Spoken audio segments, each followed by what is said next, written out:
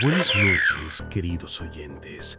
Soy su narrador y les doy la bienvenida a otro episodio de Lost Woods FM, donde las sombras de la realidad se confunden con lo imposible.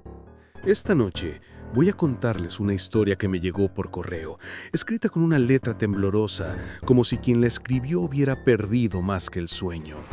Su autor se llamaba Daniel y asegura haber vivido algo que nadie, absolutamente nadie debería vivir. Lo que van a escuchar está basado en esa carta. Si es real o no, eso lo decidirán ustedes. Daniel había llegado a Nueva York hacía 6 años, buscando lo mismo que buscan todos los que llegan con lo opuesto: una oportunidad, una vida nueva, un poco de paz. Trabajaba en la cocina de un pequeño restaurante latino en Brooklyn y rentaba una habitación en un edificio viejo donde las tuberías gemían por las noches y los vecinos hablaban más con las sombras que entre ellos. Era un hombre callado, reservado, siempre mirando por encima del hombro, siempre temiendo a los uniformes. Y, como descubriría después, tenía razón. Una madrugada, mientras barría los restos de harina del turno de la noche, 3 hombres con chaquetas negras entraron sin decir palabra. No eran policías, no mostraron placas ni órdenes, solo dijeron 3 letras frías como el acero: ICE. Daniel intentó explicarse, intentó mostrar papeles, pero no lo escucharon. Lo esposaron sin violencia, sin odio, con la eficiencia de quien repite un ritual. Lo subieron a una camioneta blanca, sin insignias, sin ventanas. Desde ese instante, su vida dejó de existir. Durante horas viajaron sin hablar. Afuera, la ciudad se desvanecía. Pasaron túneles, puentes, campos oscuros. Nadie pronunciaba una palabra, solo el ruido del motor y una radio que emitía estática, como si alguien en alguna frecuencia intentara advertir algo. Finalmente, llegaron a un complejo de edificios bajos, sin nombre, rodeados de muros grises y luces que nunca se apagaban. No había barrotes ni celdas visibles, solo puertas cerradas y cámaras que giraban lentamente observando. Ahí, decían, llevaban a los que no existían. Un hombre con traje lo recibió. Tenía una sonrisa amable, pero sus ojos eran fríos, huecos, como si detrás no quedara alma alguna.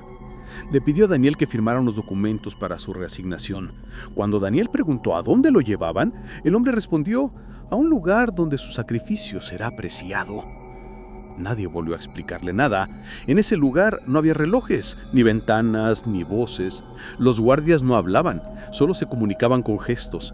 Y entre los prisioneros corría un rumor que se murmuraba, apenas cuando las cámaras giraban al otro lado: que el nuevo presidente tenía un programa secreto, un proyecto humanitario fuera del alcance de la prensa.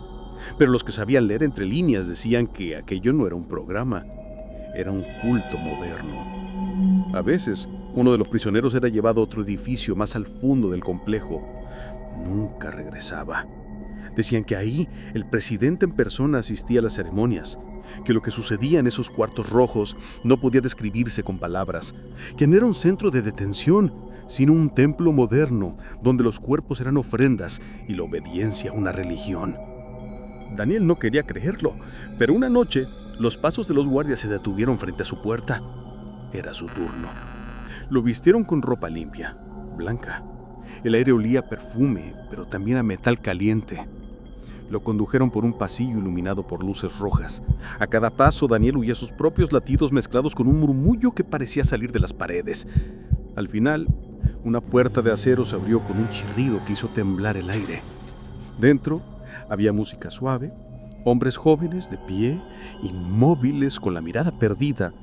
En el centro de la sala, un sillón de cuero negro, y detrás del sillón, la silueta del presidente. Daniel apenas respiraba. La figura se levantó, lo miró a los ojos y en ese instante algo cambió en la habitación. La puerta se cerró de golpe, la música cesó, solo se escuchó un grito tan agudo que rompió el silencio, seguido de unos aplausos lentos, prolongados, inhumanos. Nadie volvió a ver a Daniel en ese lugar. Semanas después, Apareció en un hospital de Queens. Los médicos dijeron que había sido víctima de un accidente, pero no pudieron explicar las marcas de su piel, ni los símbolos grabados en su brazo, como si alguien hubiera querido dejar un mensaje que solo él pudiera entender. No había registros de su detención, no había papeles, ni testigos, ni nombres. Solo él y una frase escrita en la última página de su carta.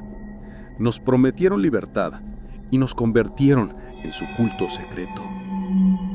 Daniel decía que aquel lugar era un harén del poder, una colección de cuerpos sin nombre usados para algo más que placer, que los manipulaban, los quebraban, los hacían olvidar, que el presidente no buscaba deportar inmigrantes, buscaba devotos, y que lo peor no era lo que hacían con ellos, sino lo que sembraban en su mente. Un vacío, un silencio, un susurro que seguía vivo incluso después de escapar. A veces, decía Daniel, que encendía la televisión y veía al presidente dando discursos, sonriendo ante las cámaras. En esos momentos sentía que los ojos del mandatario se clavaban directamente en los suyos, como si los reconociera. Y en el sonido de los aplausos de la multitud escuchaba el mismo murmullo que había oído en los pasillos del complejo, el mismo ritmo, el mismo eco.